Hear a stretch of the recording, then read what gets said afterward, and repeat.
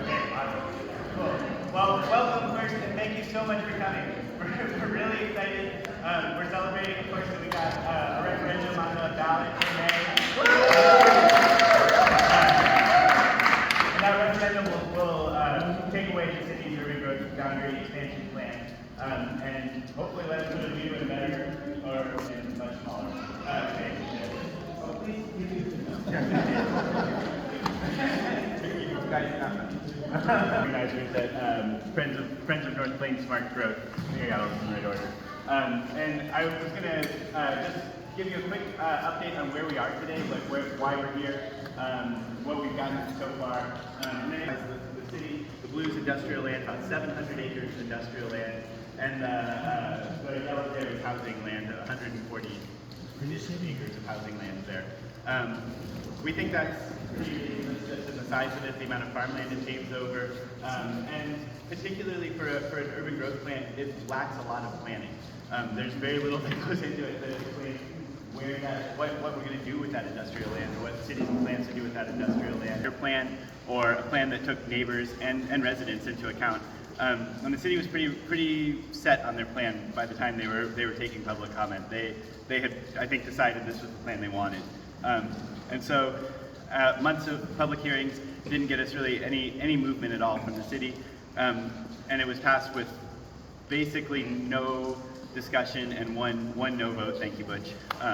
And that was it from the city council.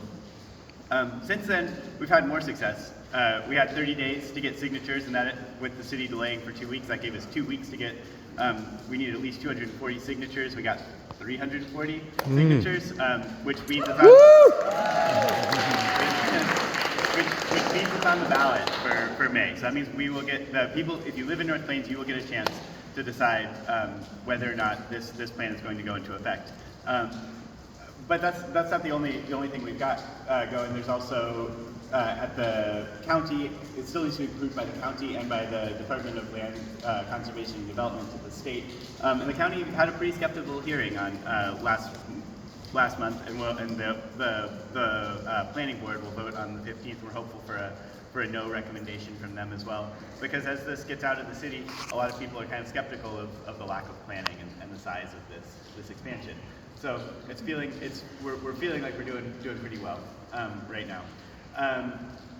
But I think what I'm most excited about is the referendum effort, and the fact that we're able to use the democracy that's kind of built into the system to stop a very top-down and not listening plan of an urban growth boundary expansion that's meant, I think, for the few and ignores the needs of the residents and the neighbors around the area. It's also the first time it's ever been done in Oregon, and quite possibly in the United States. And so that's something to be really proud of. It's something that's really cool. And then I also say that it took a ton of work and a ton of people to get there. And maybe Nellie has a list of people to thank, because mine got closed on me. There's way more. So I almost didn't want to thank people, because there's so many people who've helped out. We've had a lot of people submit testimony. I think we had 43 just at the last meeting.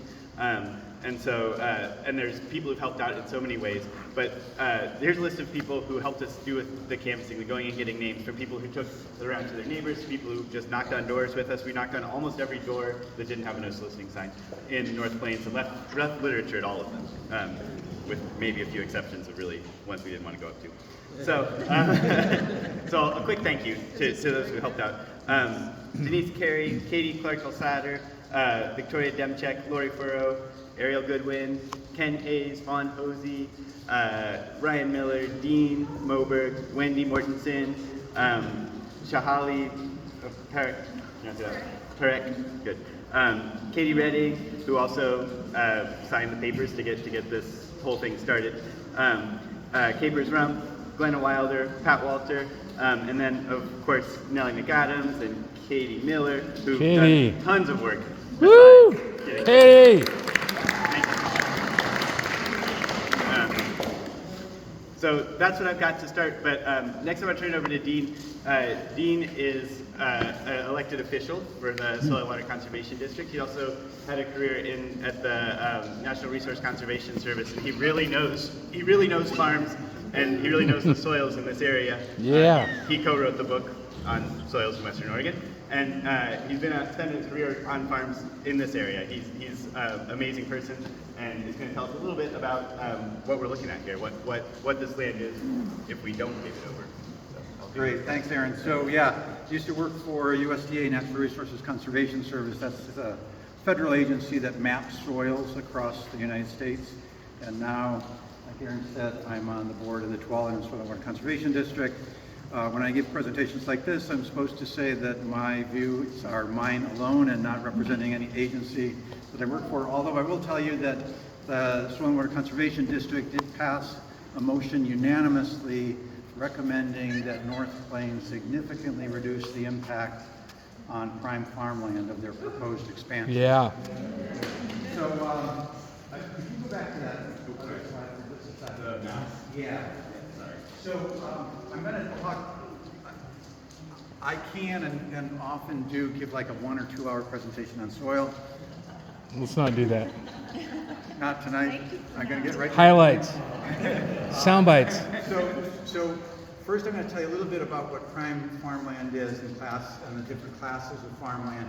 But then I'll show you the soils that are in the proposed UGB expansion. And just to give you some reference, I'm going to start, when I get to the maps that are going to be like red and yellow and orange, I'm going to start here and then kind of go around in a clockwise direction. So each one of these areas will be a different map, just to give you a little bit of a feel for orientation. Yes.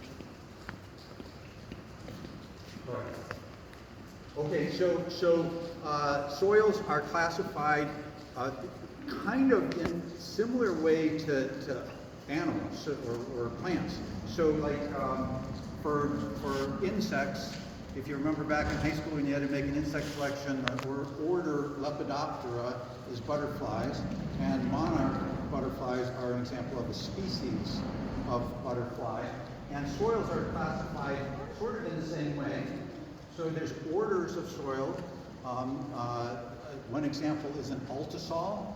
There are 12 soil orders in the world, and one of them is an altisol. We don't have species of soil, we have series of soils, and an example of an altisol is a Jory silty clay loam, which is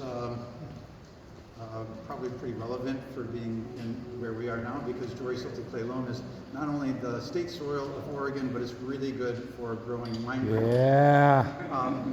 Then you could sort of think of soil map units as being kind of like a subspecies. So soil series are split up into usually 2, 3, 4 different map units that usually have to do with the slope. So there might be a Jory silty clay loam that's fairly flat, like 0 to 3% slope, and then another one that's 4 to 7 and 7 to 12 and so forth.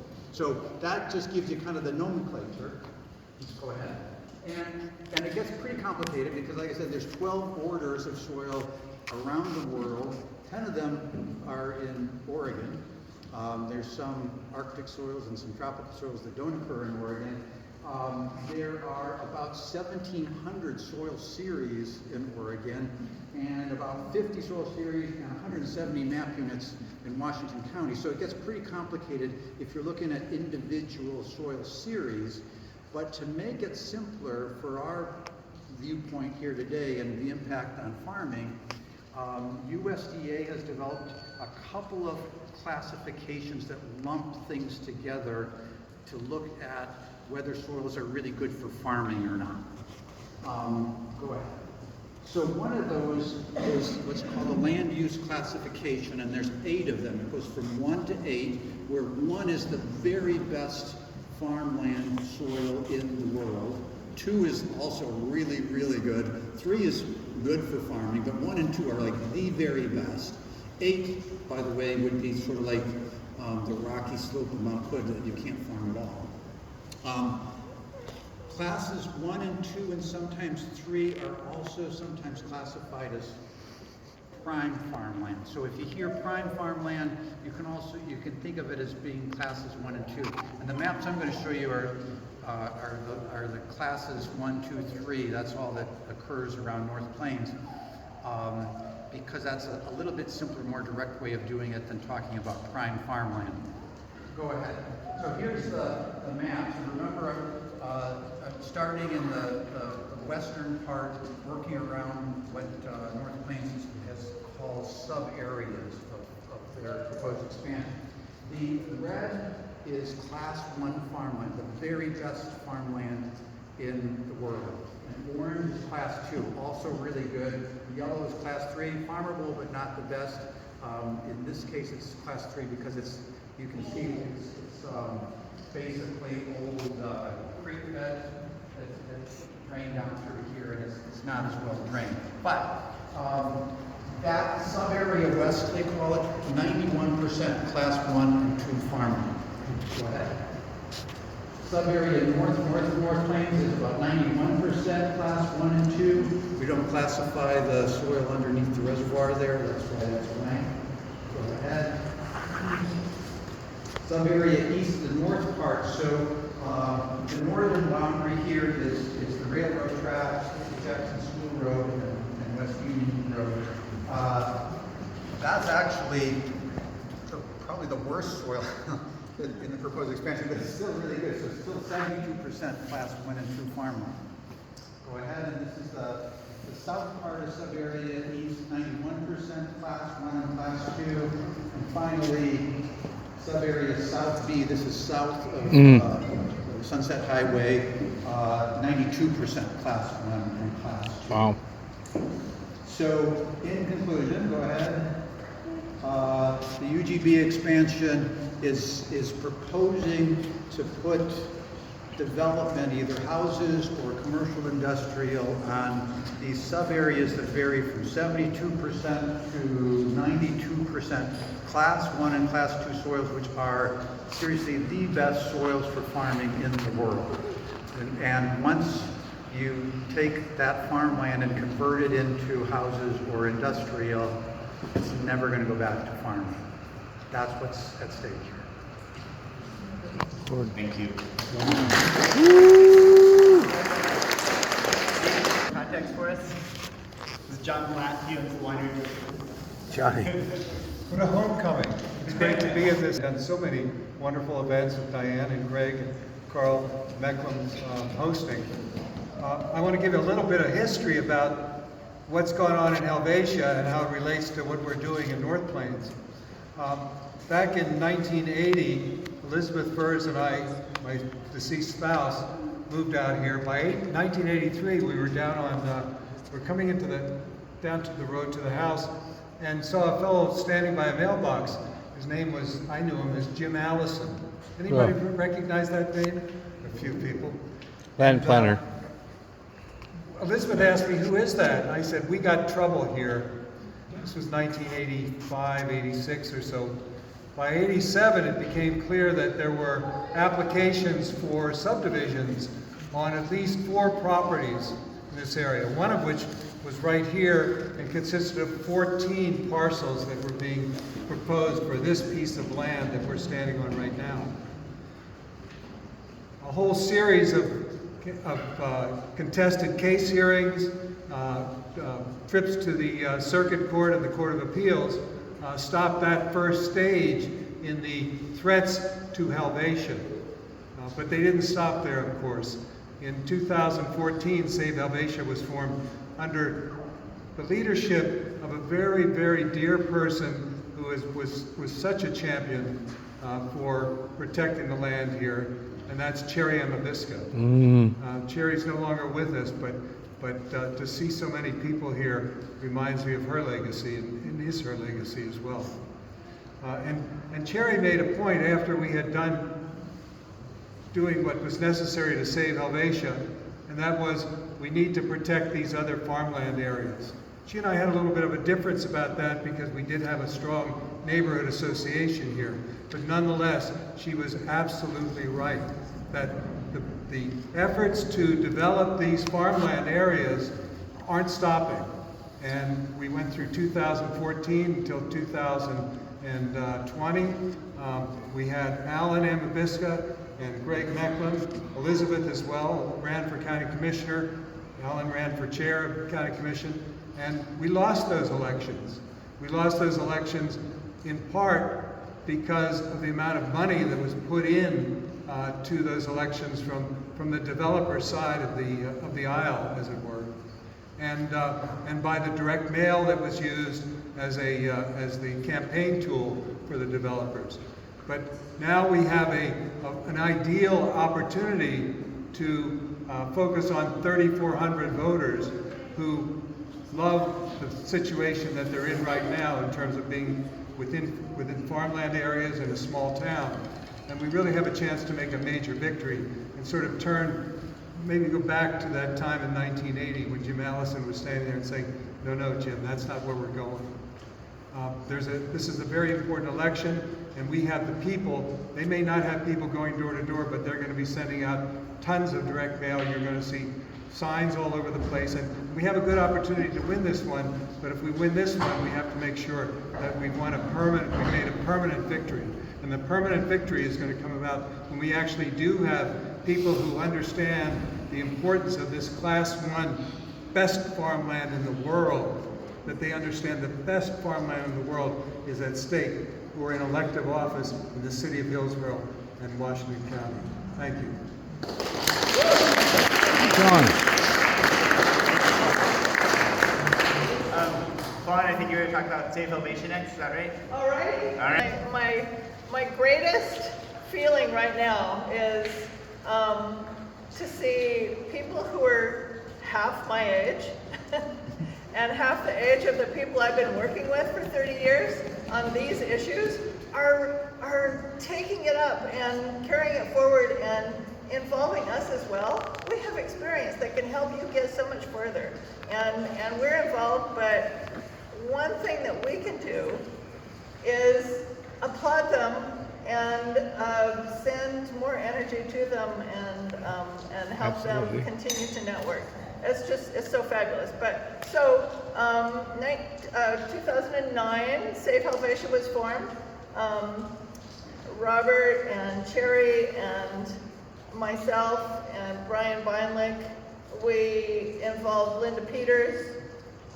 Seems like that was, and Ellen, of course, was our board. We've evolved a little bit, so Linda DeBoer is with us now. Our loss of Cherry is devastating. Yeah. But we will continue communicating. We'll continue doing as much as we can. And we couldn't be more thankful for the new involvement. The expansion that North Plains is demonstrating is really the tip of the iceberg. This is what Hillsborough's been doing for years. Yep. This incremental growth is not sustainable. Even less growth is not sustainable. You know, every city in the Willamette Valley, which includes the Tualatin Valley, was built on prime farmland. Of course, because my ancestors and some of yours came here as farmers. So of course they came to the best farmland that they could, and that's where the cities grew. With Senate Bill 100, we tried to recognize the value of that farmland and have put in place some tools to protect it. Horribly, ironically, those laws have developed goals which give more tools to the urban growth than they seem to give to protecting the farmland and the forest land and the beaches. And so it's 50 years that we've had Senate Bill 100. Let's make it a constitutional amendment. You know, it doesn't have tools right now. The legislature sees that it's legislative action and they can change it whenever they feel like. So they're making, divots in it all the time. So, I don't know. We gotta do something. But harness this power that we have here in this room. It's not only here, it's among everyone we see. We need to talk about it and keep it going. So thank you to Aaron and Nellie and Katie and all of you, Dean especially, for combining our energies. Thank you so much. And we really very much appreciate it. But Nelly, I think, is going to go over a little bit of the next steps we have, ways to get involved, and whatever else she wants to say. Thanks, Aaron. So what comes next? On May 21st, we vote.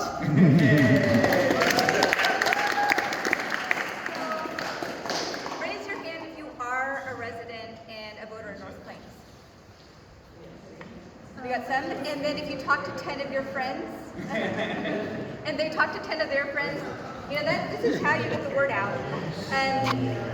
I think we have an excellent chance of winning this referendum, just given how many times the residents of North Plains have overturned votes to expand their UGBs in the past. So basically, we are giving them the right that was taken away from them by the state legislature 8 years ago. And in the meantime, in order to get out the vote and to make sure people are educated and aware of what they're voting for, we're going to be doing a lot of public engagement. And that includes talking to electeds, so members at the county level or Department of Land Conservation and Development. That includes sending out postcards, social media and traditional media. It includes canvassing and going door to door, as we already did. And it includes meeting with HOAs, PTOs, Senior Center, and every other community center that's in North Plains. There is no North Plains newspaper, which is challenging, but there are many, many ways that we can reach people individually, and word of mouth is often the best. So please keep it up. Please keep talking to your neighbors about why this is important, why it matters, why it's unnecessary, and how we can grow better. Also, I brought this up as a Pablo, hand it back to whoever's it is. These are precious now, especially because I've heard that they're being stolen from people's yards in North Plains. So when you put this out, make sure to put your game cam right on it too, because I'm really curious to hear what's going on. But we will have more yard signs as well. And I did send around some sheets here, so people can add their name and say if they're interested in volunteering, want a yard sign. That would be super helpful as well. After May 21st, what happens? Well, hopefully we get a positive news on the decision of the referendum. But really, it's up to us. It's going to include just as much community engagement after we win a referendum as before, if not more, and a lot more sophisticated in order to come up with a plan for the community of what smart growth actually looks like. The city, from my read, has little to no vision, except for, as they explained it in the Washington County Planning Commission meeting, they want the industrial land to look like North Hillsborough. Beyond that, I don't really know, and where the money for all of this is coming from is unclear as well, especially because Hillsborough just annexed land from an urban reserve that they'd already been investing in, and that is going to cost almost $2 million an acre to provide infrastructure to. Where is North Plains going to find that amount of money for 855 acres? They don't even know. The city can always vote again, but we can always have another referendum. Yeah. And this is going to be in May. There are going to be at least 4 new city council members in November at that election. And so it's going to be up to all of us to make sure that they're educated about this issue and that they care just as much about farmland, about affordable housing, about actual commercial infill as we all do. So a couple next steps that could happen. You know, I asked Department of Land Conservation and Development, gee, you know, North Plains has redone their 2 planning documents they need to do a UGB, the economic opportunity analysis and the housing needs analysis, twice in the past 5 years. That seems to be a really rapid rate. Is that normal? And while they couldn't provide me information on that, they could say that there hadn't been those documents since 2002. So after a long hiatus, they have one document that inflates the industrial land and the housing land need, and then another that quadruples that about 4 years later. Well, I say we can always draw those up again and do that in 2025. Why not? So that is a next step that we can take, be concrete about, and have a lot of public participation in, is these planning documents that lead up to an understanding of what the UGB needs to do and a planning process. I will say, just some immediate things that you can do to help this cause are to share our website, to share the Facebook post that Katie and Ariel have been putting up. You can also volunteer, and that can take many forms. That can take graphic design or PR if that is your specialty. If web design is your specialty, come and talk with us. There are so many different ways you can engage, including knocking on doors in this community and canvassing, and you're welcome to find the one that fits for you. You can also testify, and the most immediate testimony opportunity would be on the 15th of November before the Washington County Planning Commission. That is when they will be deciding to vote at all, based on the referendum and their attorney's position. It might not make sense for them to vote now that this decision is going to the voters. If they do decide to vote, that would be a recommendation to the county or not. And so if you have new information to share, please do share that as testimony to Washington County. But I will say that already we have 41 pieces of testimony in opposition to the expansion. Only 13 were submitted in support, and I looked through all of them. There were 3 categories of testimony in support of the expansion. One were landowners who lived in the expansion area who wanted to be brought in. The other were public officials who did not necessarily live in North Plains, who were supportive. And then the third was representatives of developers. So many of those pieces of testimony did not come from North Plains and were parties with a vested interest. I think that we're doing pretty well on that testimony, so I would say only if you have something new to share, do that. But I would say be ready for a call to action in case the county decides to take this vote up on its own, and that would be on November 28th. So if you've signed up to the sheet that's going around, we'll let you know when and how to weigh in and give you some talking points as well. There will also be opportunities to testify before the Land Conservation Department, LCDC, Land Conservation Development Commission, coming up. So as long as you're on our listserv, you will know about all of those opportunities.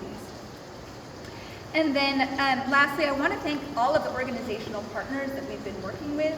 So this includes Thousand Friends, who is securing us visits with the county commissioners, with Metro as well.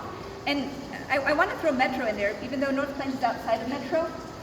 Development and investments outside of Metro are going to siphon resources and population from inside Metro. So it's totally contrary to regional planning to be investing this much in development outside of Metro. So talking with Metro, talking with other electeds who can make a difference here. I want to also put a pitch out for CPO 8, which after a long hiatus is returning, thanks to Patty and Linda. So this news is hot off the press. Patty just reached out to ask about how to set that up. So if you are interested in joining the steering committee, Patty, would you mind raising your hand? Linda, sorry. Linda, just reach out to her. And then Save Helvetia, who has been just fearless and a mentor and always there for us. And I am so grateful to have known Cherry, to have had meetings with Cherry, advising all of us on how to do this and do it well. I mean, she shared a map that was kind of like the North Plains map, but even more laughable because it looks like a child just took a marker and said, all of this land industrial around Hillsborough. And that's what she had to rally around. And she is an inspiration always. And she is a big motivation behind all of the work that we're doing. I also want to thank Greg Mecklem, who is giving us the use of this space for free. So, Greg.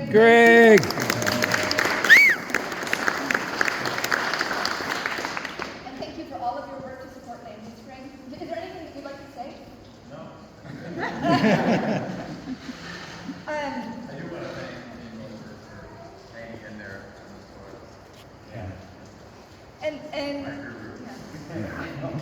Thank you, Dean.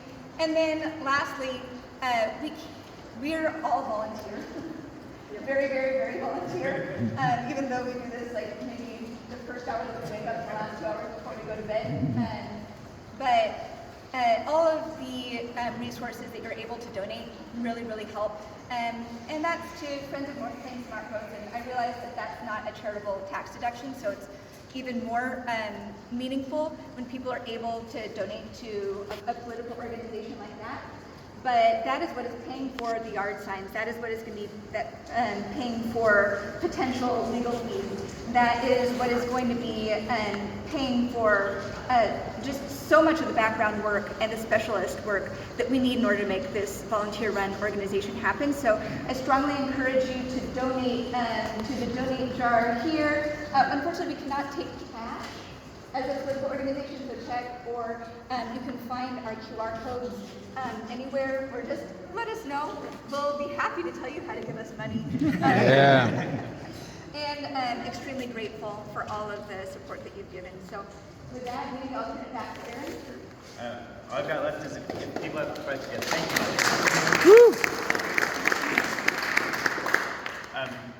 If you have questions, happy to answer them for whomever.